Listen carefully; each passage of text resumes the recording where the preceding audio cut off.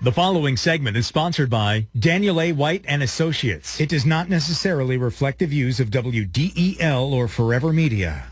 Dan White, great financial planner specializing in retirement income. I'm a very, very happy camper customer of his.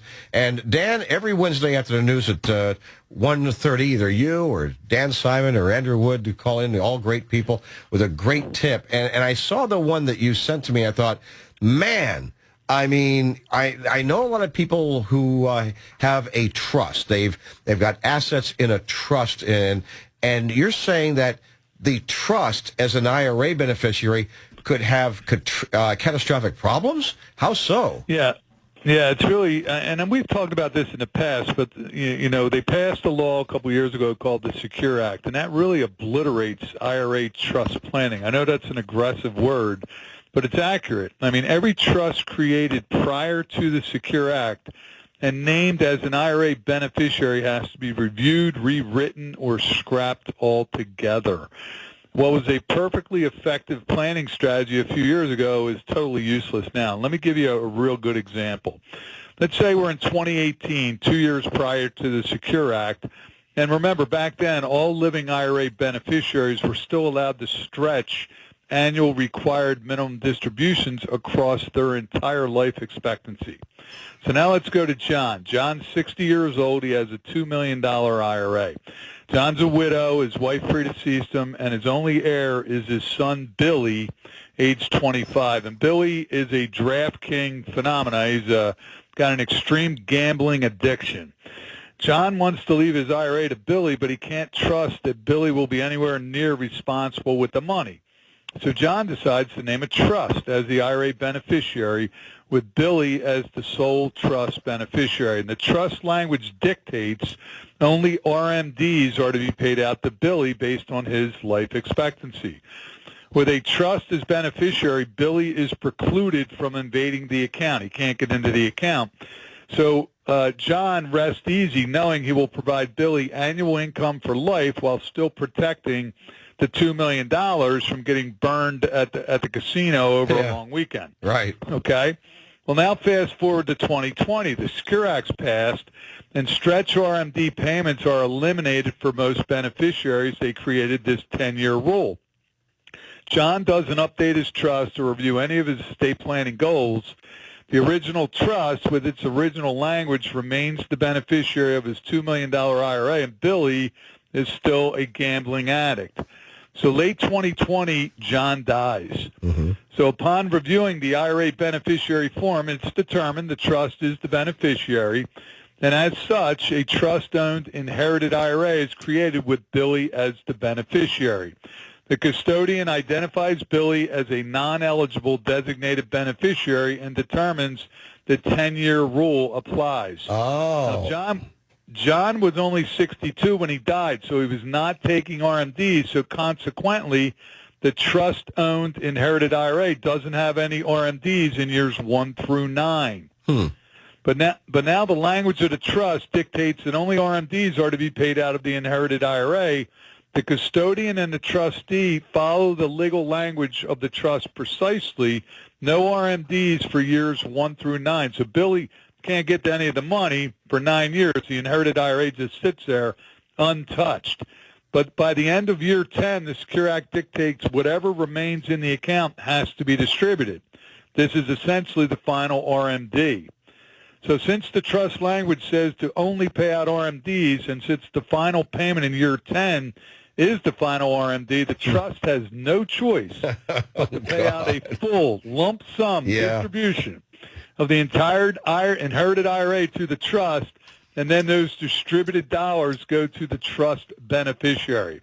So not only does Billy lose probably 40% in taxes, so 40%, let's say it grew to $3 million. Okay, yeah. He's losing, $1.2 million in taxes, but then he gets a check for $1.8 million. So 10 years after his death, John's flipping over in his grave while multimillionaire Billy the Kid is heading to Vegas. Now, see, you say it's like it's a bad thing, but look at this way. 1.2 million, that goes to taxes, and that goes right to Ukraine.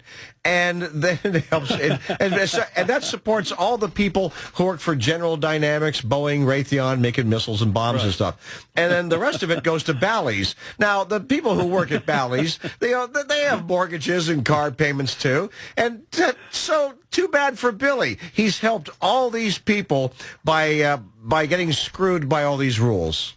Well, you're exactly true, and that is very true, Rick. But I'm sure that is not what John intended. No, it's not what John wanted. No, you're right. It's not what John wanted at all. But that is hilarious because you think about these dopey rules that are made by the federal government, and that's a real world scenario. You're a great storyteller, by the way. I loved it. I sat here just enthralled, wondering where this is going to go. And then when you mentioned the 10-year rule, I kind of figured out, oh my God, is it really go? And it did. It went right to where you said it was going to go. Thanks for the story. That was, and the thing is, though, it's real world. That's exactly the kind of thing that will happen.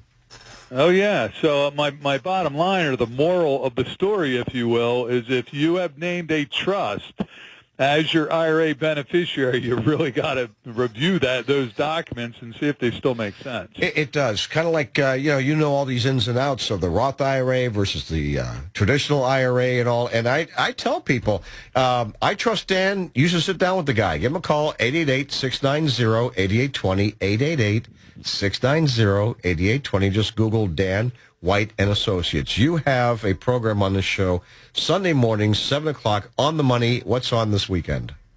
Yeah, this weekend we're talking about inflation. It's been in the news a lot. Now, obviously, the Fed is getting it down, but I guess the question is the high inflation over with? And, what steps can you take now to mitigate this inflation? That's really important. That really is the kitchen table stuff that everybody talks about.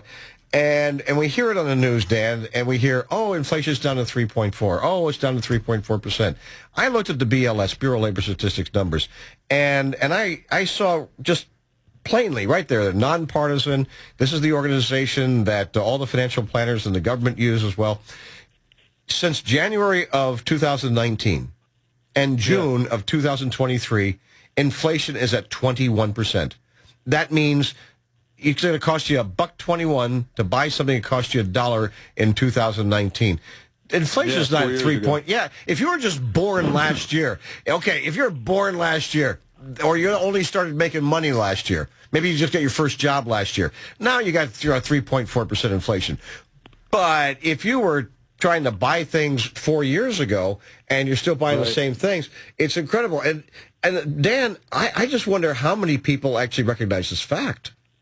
I know, it's crazy. I don't think people do. They just kind of say, well, things tend to cost a little more, and they don't realize how much more that they actually cost. I know. Trying to buy a new house.